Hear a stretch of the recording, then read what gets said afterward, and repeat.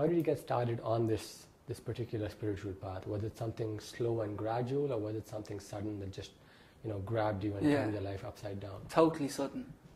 It was absolutely total. Over a period of a day and a half, less, a few hours. I was I'd started on this hunt to find the truth, not spiritual truth, just the truth of what the hell is going on in this world, because something's going on wrong.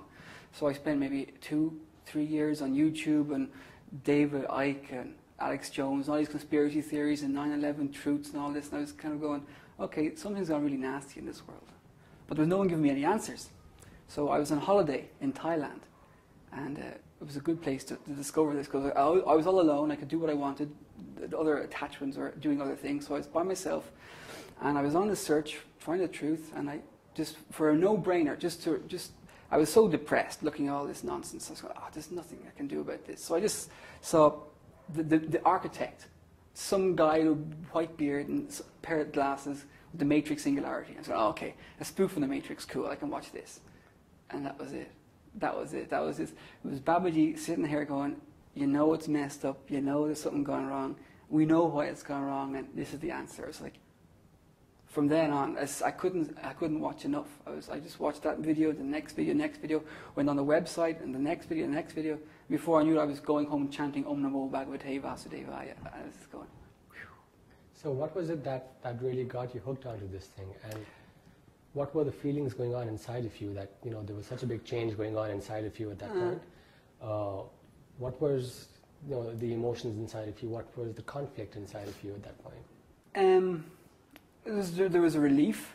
There was a total relief of going, I know that I'm not mistaken. Because there's always this belief that it's personal, that I can't function properly in this world because, well, I'm defective in some kind of way. But when Babaji's voice came on YouTube, he's going, no, everything else, is a lie. Everything else is messed up. And I was going, oh, thank God it's not me. Oh, And because there was such a huge change, because it happened when I was on holiday, and my wife was engaged in nonsense gambling with her family for days on end, I was left to my own devices to blossom, to root myself into this teaching. And because she's Buddhist, they're quite used to people becoming monks. Just going, right, I'm a monk, that's it, shave my head and go and join the temple. So I was quite lucky in that way, that she kind of went, oh, you're a monk now, fine. And she could just, if it was a Western person, they would be screaming and catcalling, and you'd get families involved. But because I was doing something a little bit pious, people were going, okay, well, yeah, we understand. People become monks. And I remember one moment, maybe it was about 3 or 4 days into the teaching, and I was asleep in the room, and she came in about 6 o'clock in the morning after winning or losing money, who knows. I remember waking up and going, ja! But then everything crumbled. All the walls fell in. I was going, you're back. And then the knowledge that I accumulated just kicked in, going, it's not your wife, you're not this body, you're a spirit soul, all this is an illusion, you're in a prison cell because you've done something bad. And that was just like, that was a serious moment in my life. I realized, this is real. This is for the long haul. This isn't just some kind of passing fad that you put a poster on your wall and take it down the next week. This was like, I remember waking up in innocence going, I was going, And I was kind of like really annoyed that I had found the path. Like now I had to do something about it. Now I had to do something, and I was like, this is going to be such a struggle. So on that note, that's what I wanted to talk about next, that one aspect of the spiritual awakening is the sense of relief that there's significance in our lives and our existence on this planet, a certain direction and purpose to our lives. Yeah. And that gives us relief and it's tremendously empowering. But on the other hand, you mentioned there are all these changes we have to make and do something about it. Yeah. And then it comes to facing up to these challenges and approaching these problems with integrity and courage. Yeah. So in your case, what were these difficulties that you had to deal with and struggle against? And how did you deal with them? Wow, yeah.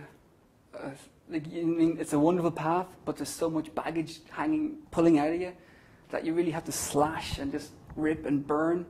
I'm not a person who burns bridges. I like to make sure that everyone's on a good tact. We're all still friends, even though we've gone through some bad emotions. But when you get this pathway and you realize that everyone around you is going to try and pull you back into Maya, that you really have to be kind of ruthless to some degree and just cut your ties. So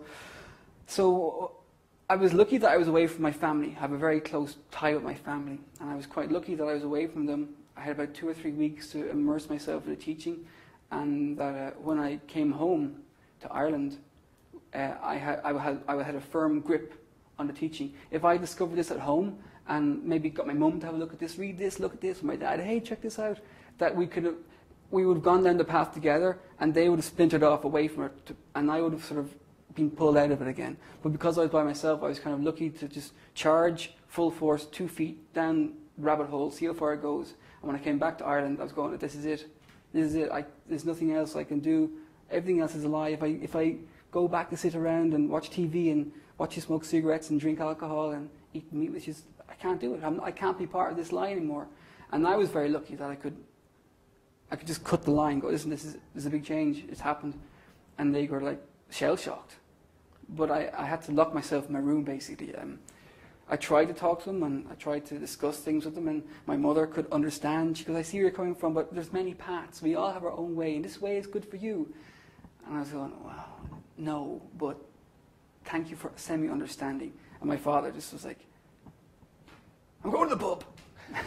couldn't grasp it. Because he'd been burnt by religion, he'd been burnt by the Catholic Church big time. So I was lucky that the wife understood because she's Buddhist. My mum stood back, and my father just vanished from the scene. And I just locked the door to my room and never saw them really. Yeah. So in your case, what really helped you keep strength on the path was to cut off your association with non-devotees.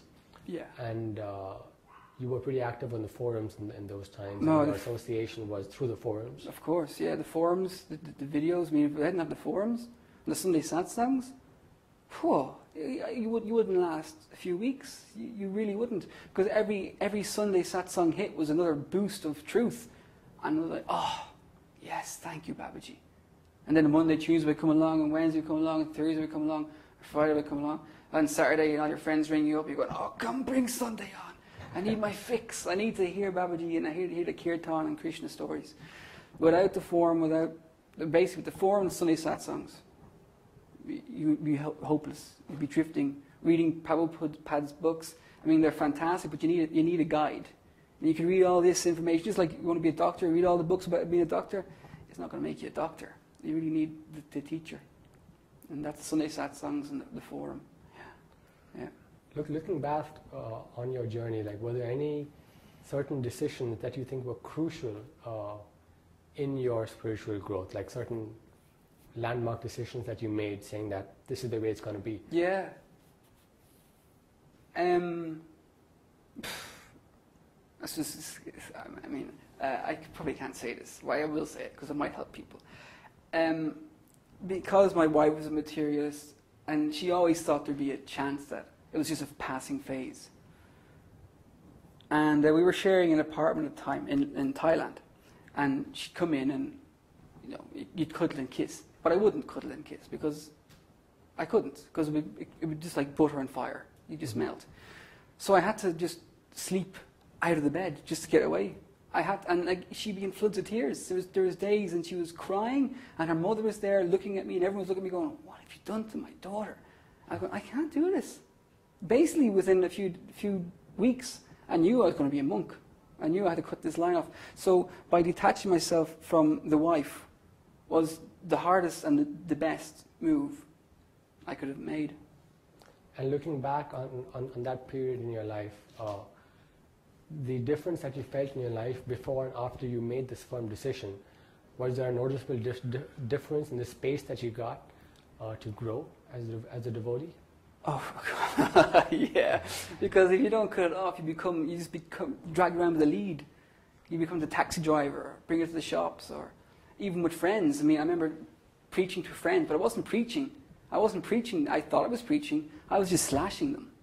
I was basically going, everything you have is nonsense, and you've been speaking nonsense in the past, how long I saw you. I spoke nonsense. So I just basically got all my friends, lined up on the wall, and shot them all. So they didn't want to know me anymore.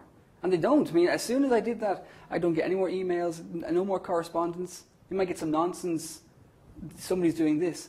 But by being that almost careless with your past association, that it opens a whole avenue of so much more time that you can dedicate to reading, to learning.